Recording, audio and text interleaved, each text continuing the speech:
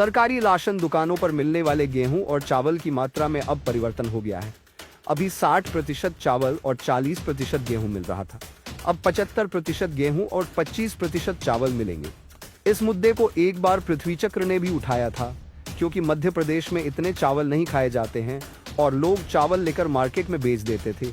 हालांकि इससे राशन माफियाओं का भी फायदा होगा, क्योंकि चावल पहचानना आसान था, लेकिन गेहूं में अंतर पता करना मुश्किल रहेगा। आज एक बहुत बड़ा फैसला का आदेश हमको भारत सरकार से मिला है, जिसकी मांग कई सालों से चली आ रही थी और इसमें कई विसंगतियां भी हो रही थी। मध्य प्रदेश में अभी 40% गेहूं आता था पीडीएफ में और 60% चावल आता था। मध्य प्रदेश की तासीर अगर हम देखें, चाहे बुंदेलखंड हो, चाहे हमारा ये मालवा हो, चाहे ग्वालियर चंबल संभाग हो, भोपाल हो, महाकौशल हो, अधिकांश जगह लोग गेहूं ज्यादा खाते हैं, चावल की मात्रा कम अपने उपयोग में करते हैं भोजन में।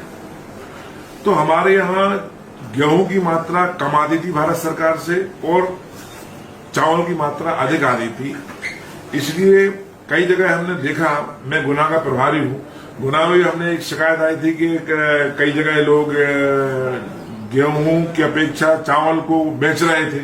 कलेक्टर ने पकड़ा, उन पर एफआईआर दर्ज की। तो इस पुरानी मांग को लेकर मैं माननीय मुख्यमंत्री जी से मैंने चर्चा की और मुख्यमंत्री जी से मिलने के बाद मैं भारत सरकार के केंद्रीय मंत्री प्रहलाद जोशी जी से मिला और मुझे खुशी है कि प्रहलाद जोशी जी ने न केवल गंभीरता से इस बात को सुना, बल्कि 3 दिन के अंदर उन्होंने ये आदेश ही भेज दिया, अब 75% गेहूं और 25% चावल का आवंटन होगा। मध्य प्रदेश में हमको अब इस माह से 1 लाख मीट्रिक टन प्रति माह अधिक गेहूं मिलेगा। पर व्यक्ति को देखें हम तो पहले 3 किलो चावल और 2 किलो गेहूं मिलता था, अब 3 किलो गेहूं और 2 किलो चावल मिलेगा। तो मैं निश्चित रूप से अपनी तरफ से भारत सरकार के केंद्रीय मंत्री आदरणीय प्रहलाद जोशी जी को बहुत धन्यवाद देता हूं।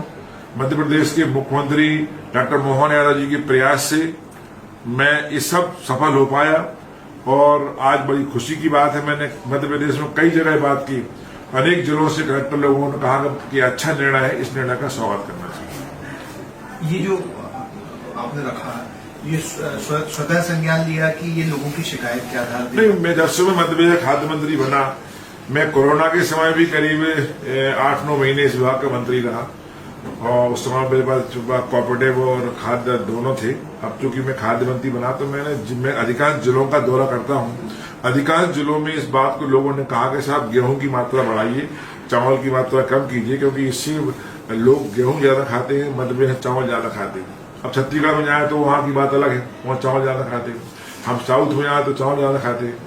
तो ये निर्णय हमारे मध्य प्रदेश के लिए बहुत आवश्यक था, जो निर्णय हमारे केंद्रीय मंत्री प्रहलाद जोशी ने किया है, मैं उसके लिए पुनः धन्यवाद देना चाहता हूँ। मंत्री जी, ये पीडीएस का जो गेहूं है, ये कई बार गलत हाथों में चला जाता है, खरीद लिया जाता है, कंट्रोल वाले देते नहीं, उसको लेकर क्या क्या उपाय कर रही है सरकार? उसमें कई जगह शिकायतें आती हैं तो बहुत कार्रवाई हम लोग करते हैं, जितनी बनती है कलेक्टर कार्रवाई करती है। कहीं इस प्रकार की शिकायत अगर हो तो बताओ, तत्काल कड़ी से कड़ी कार्रवाई करेंगे।